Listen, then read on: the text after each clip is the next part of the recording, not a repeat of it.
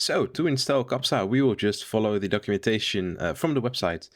If we go to getting started, we can see that, okay, there are two parts to this. There's a web stack and there's the Unreal Engine plugin. So let's start with the web stack.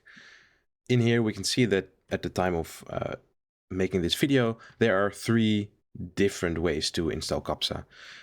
The first one is definitely the easiest and the one I would personally recommend. That's just going with an app service. So that means you just take the Docker images that we publish on GitHub and you host them anywhere you want. So that could be on any cloud provider, or you can even put it in, I don't know, some self-hosted app service.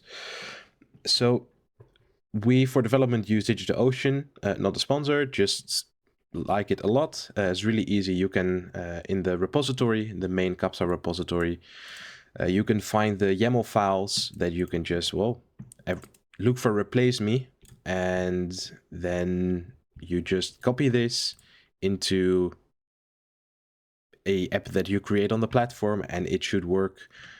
So we have one for the server and we have one for the web spec, and this will also take care of TLS certificates and all sorts of things like that.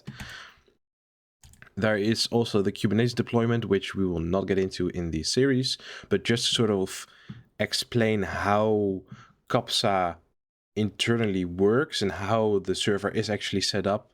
Just to give a bit more detail, we will go with the Linux server deployment here using a VPS in the next video.